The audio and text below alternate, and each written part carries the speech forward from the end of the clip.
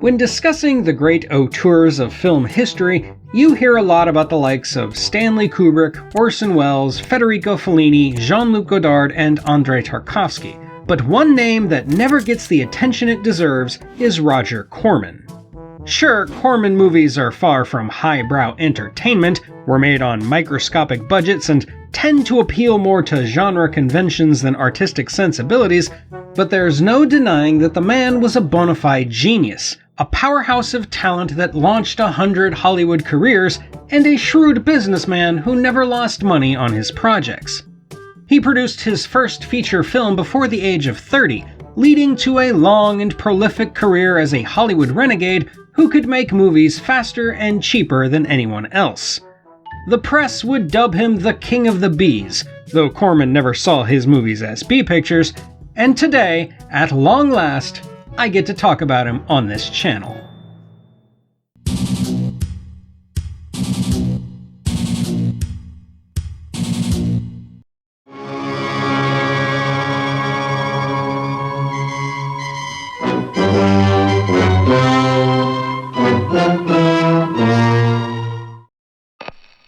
A state-of-the-art satellite has crashed outside the town of Beechwood, California, where its designer, Dr. Paul Nelson, has just learned that his lifelong friend Tom Anderson believes himself to be in contact with an intelligent lifeform from the planet Venus. When all power and communication is lost in the area, panic sets in, but hiding in a cave after having hitched a ride on the doomed satellite, a creature stirs. As select people succumb to mind control, Dr. Nelson must confront Tom Anderson to uncover the truth that this being intends to conquer the world. After the unexpected success of his first production, Monster from the Ocean Floor, released by Lippert Pictures, Roger Corman was eyed by multiple studios including Republic Pictures, Allied Artists, and Columbia Pictures. However, wanting to ensure advance payment on a film in order to fund the next one, he signed a deal with the newly formed American Releasing Company, headed by sales manager James Nicholson and entertainment lawyer Samuel Arkoff. Though the deal with American Releasing Company was initially only for 3 pictures, by the time the company changed its name to American International Pictures, or AIP, Corman was churning out films for them at a rapid pace. In years prior, double bills, meaning 2 films released together, often mixed genres, as a way to interest as wide an audience as possible. They also tended to separate A pictures from B pictures, with the A's dedicated to big established names and even bigger budgets, and with the B's used as an inexpensive testing ground for newer talent. However, by the mid-1950s, this model was becoming anachronistic, which can be blamed on the rise of television, the Paramount Consent Decree, the major studios going all in on spectacle over substance, and the birth of independent film. AIP saw a new way of doing things, choosing to release double bills where each film was of the same genre and of roughly the same quality. The company also figured that it made sense to target a teenage male audience, on the logic that A, adults in those days were more prone to stay at home and watch television, while younger audiences still enjoyed the theater, B, children like movies aimed at teenagers, but teenagers don't like movies aimed at children, and C, girls will go see movies made for boys, but boys aren't interested in movies made for girls. This all suited Roger Corman just fine, because he had a special love of genre filmmaking, be it westerns, crime dramas, or, of course, science fiction, all of which fit neatly in the 19-year-old young male demographic AIP wanted to exploit. And make no mistakes, while Corman hated the term B-picture, he didn't mind admitting that he made exploitation films. After proving himself in science fiction with Day the World Ended and Not of This Earth, both produced and directed by Corman, he began work on a third sci-fi film, It Conquered the World. The initial draft of the script was written by Sam Arkoff's brother-in-law Lou Russoff. I have no idea why both their names end in "off," but it was reportedly an incoherent mess due to the fact that, while writing it, Lou Russoff's biological brother passed away. 2 days before filming was set to begin, Corman brought in his future stable writer Charles Griffith to do a full rewrite. According to Griffith, the writer requested his name not appear in the credits, possibly out of respect for Russoff, though for all intents and purposes, the final screenplay is Griffith's.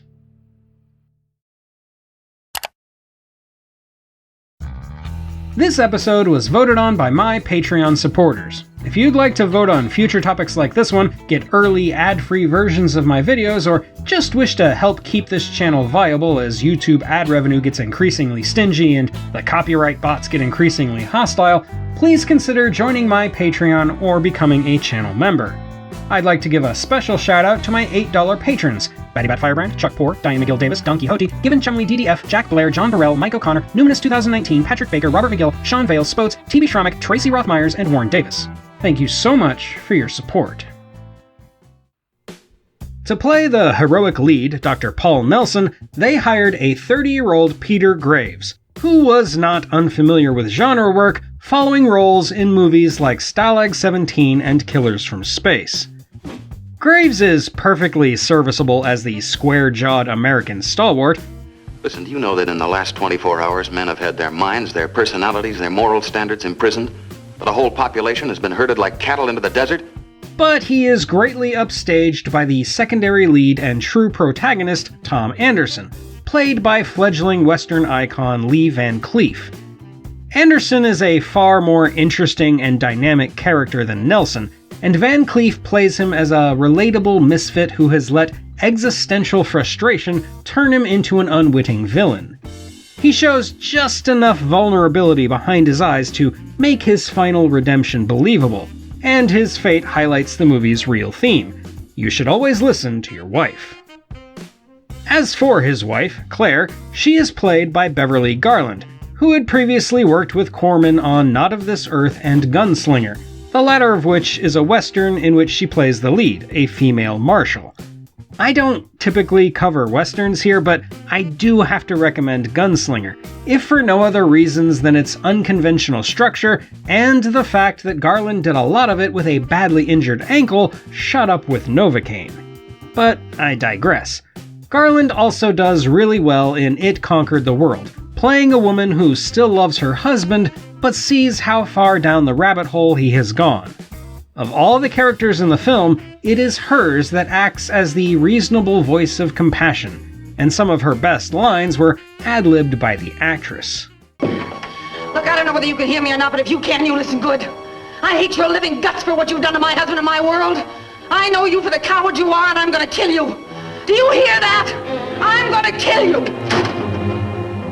Other notable actors include Sally Fraser as Dr. Nelson's wife Joan, the prolific Thomas E. Jackson as George Haskell, the writer Charles Griffith as Dr. Shelton, and ubiquitous Corman players Dick Miller and Jonathan Hayes as Sergeant Neil and Corporal Ortiz, respectively. Filming took place over just 2 weeks in April 1956. Corman, always preferring to film outdoors whenever possible, shot much of the film in Beechwood Canyon in Hollywood, including in the same neighborhood where the previous year's Invasion of the Body Snatchers was filmed, and in Bronson Canyon, where the alien invader hides in the exact same cave as the one from Robot Monster. And that brings me nicely to the creature, nicknamed Beulah by its creator, Paul Blaisdell. It was first built to be short and squat, on the assumption that living under Venusian gravity would make it sit lower to the ground. Blaisdell also figured it should be more vegetable than animal, though I'm not sure I quite understand his logic there. Regardless, when actress Beverly Garland saw that first build, she laughed at it, kicked it over, and told Corman not to film her with it in the same shot because the contrasting height would be absurd. As such, a second version was built that was much taller. Blaisdell himself sat inside the thing for most shots, operating its claws and moving it along on hidden wheels. The claws were supposed to be more animated, but they broke almost immediately, resulting in their lackluster performance in the final film. When the creature is bayoneted, Blaisdell was nearly stabbed in the head, but on the advice of his wife, he was wearing a helmet that probably saved his life. As I said before, always listen to your wife.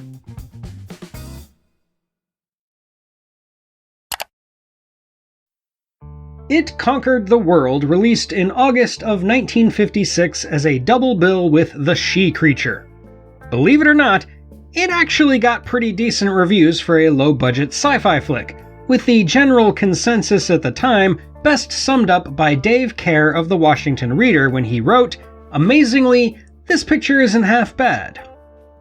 I can't find any exact box office figures, but seeing as how it cost less than $100,000 to make, there's no doubt the movie turned a healthy profit for AIP, whose new double bill model was turning out to be an astonishing success. There was a pseudo-remake in 1966 called Zontar the Thing from Venus, but It Conquered the World remains a definitive Roger Corman classic that has popped up in pop culture time and time again, most notably as one of the more respectful episodes of Mystery Science Theater 3000. Hi. You were all bad guys, weren't you? And personally speaking, it's one of my favorite low-budget sci-fi films of all time. Yes, the creature looks goofy as all get out, but it gets less than 2 minutes of total screen time in a movie that is far more focused on the human drama than anything else. I've already mentioned it, but I find the character of Tom Anderson, as played by Lee Van Cleef, to be deeply compelling.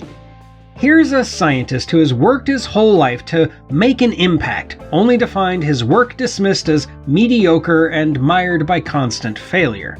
As a result, he feels less like a man and less of a husband, but now he's been contacted by a real-life alien and told he will be the key to a utopian future.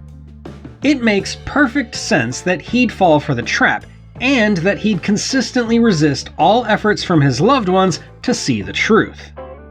I'll admit that his climactic argument with Dr. Nelson skips over some important bits, but when his wife takes matters into her own hands and puts herself in jeopardy, at the same moment that his best friend admits to having been forced to kill his own wife, all his rationalizations come crumbling down.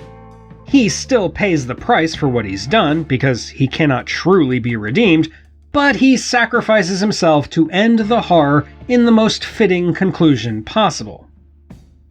Looking at the film in a wider context, you can see a lot of similarities to Invasion of the Body Snatchers, or more accurately Robert Heinlein's The Puppet Masters. But whereas Jack Finney and the filmmakers behind Body Snatchers vehemently denied any references to the Red Scare, It Conquered the World is completely upfront with its allegory, not even attempting to be subtle about it. Anderson has been lulled into believing the worst kind of authoritarian communist propaganda, and it threatens to destroy not just his way of life, but the way of life of all humanity. I'm not here to pass judgment on communism or the politics of the 1950s, but that's clearly what this movie is about, lightly dressed up as a heady space-age sci-fi that steals liberally from the day the Earth stood still.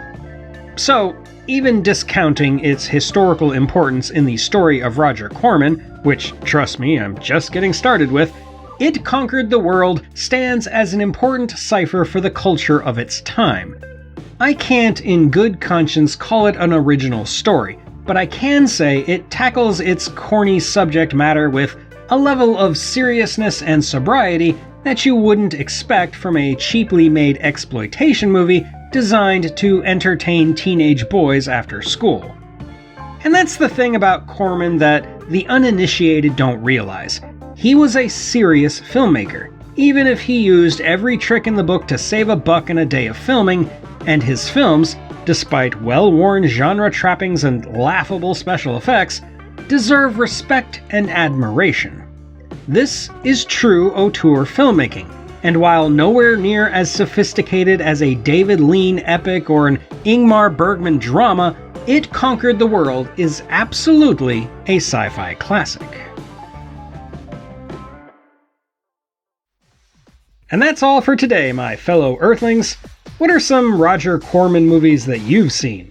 Let me know in the comments, and while you're there, don't forget to hit those like and subscribe buttons.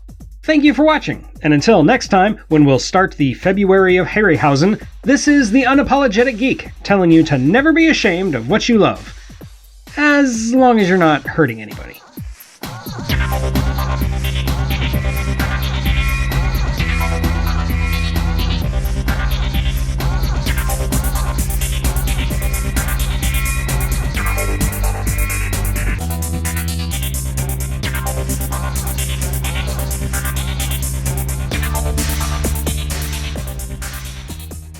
Turn off here and watch cross country to the south.